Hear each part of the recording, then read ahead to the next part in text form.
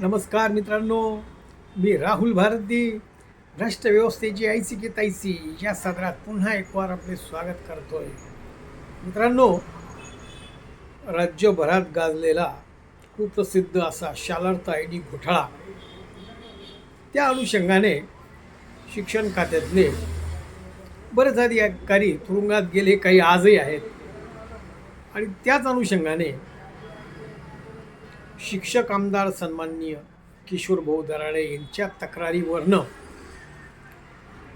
सध्या नंदुरबार येथे शिक्षणाधिकारी असलेला प्रवीण आयरे याचे निलंबन झाले, अर्थात करावे लागले.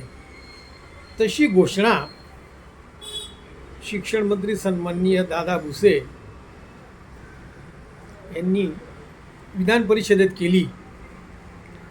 खरं तर मित्रांनो, जेव्हा दादा भुसेंनी त्यांच्या निलंबनाची घोषणा केली त्यावेळेस त्यांचा चेहरा पाहण्यासारखा होता. याच्यात मला कौतुक वाटले ते शिक्षणाधिकारी प्रवीण आयरे याचे, की एखादा भ्रष्ट अधिकारी त्याला निलंबित करायचा आहे याचे दुःख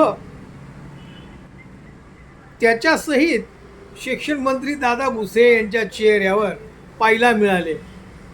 मित्रांनो, एवढेच नाही तर परिषदेचे सभापती आहेत सन्माननीय प्राध्यापक राम शिंदे साहेब, त्यांनी देखील याच्यात मध्यस्थी करून पाहिली. असं आपण सगळ्यांनीच पाहिलं. त्याच्या क्लिप्स आजही सगळीकडे अवेलेबल आहेत.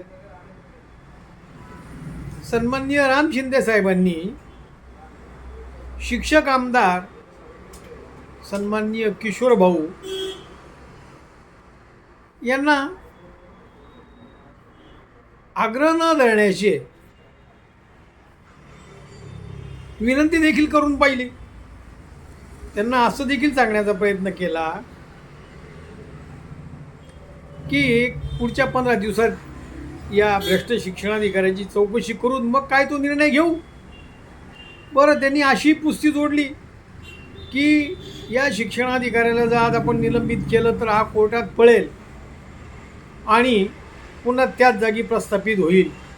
इतकी कमकुवत तुमची व्यवस्था,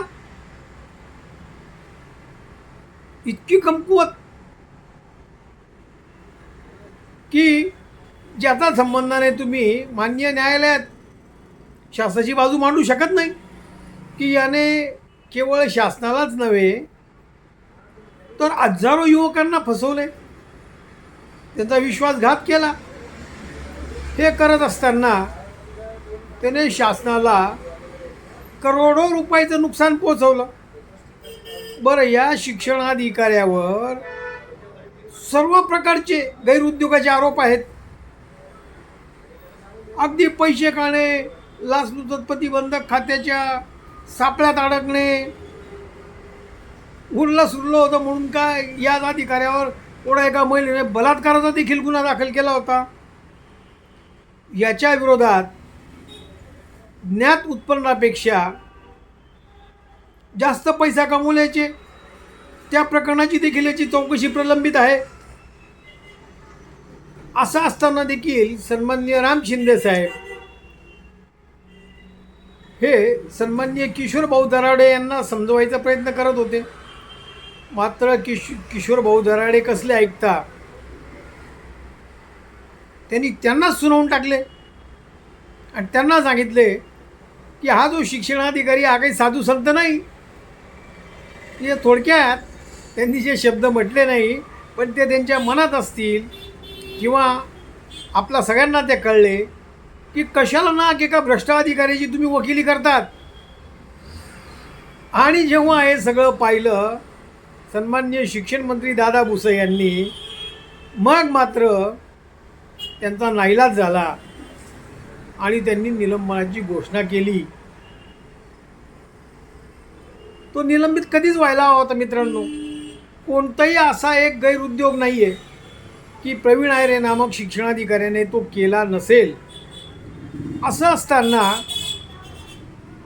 त्याचं निलंबन करताना एवढी खळखळ कशी? मला काय म्हणायचं, एव्हाना आपल्या सगळ्यांच्या निदर्शनात लक्षात आलंच असेल मित्रांनो, इतकी वाईट परिस्थिती जर शिक्षण खात्यात आणि एकूणच राजकीय व्यवस्थेत असेल तर मित्रांनो, आपला शिक्षणाचा आणि आपल्या पुढच्या पिढ्यांचा दर्जा हा ठरू शकतो. मित्रांनो, भ्रष्ट शिक्षणाधिकारी प्रवीण आयरे याच्या निलंबनाच्या अनुषंगाने मी माझे मत प्रदर्शित केले. ते जर आपल्याला पसंत पडलं असेल तर माझ्या या व्हिडिओला जास्तीत जास्त लाईक करून शेअर करावी ही नम्र विनंती. तसेच माझ्या या यूट्यूब चॅनलला अधिकाधिक सबस्क्राईब करून मला उपकृत करा ही विनंती. मित्रांनो, पुन्हा लवकरच भेटू. तोपर्यंत जय हिंद, जय महाराष्ट्र.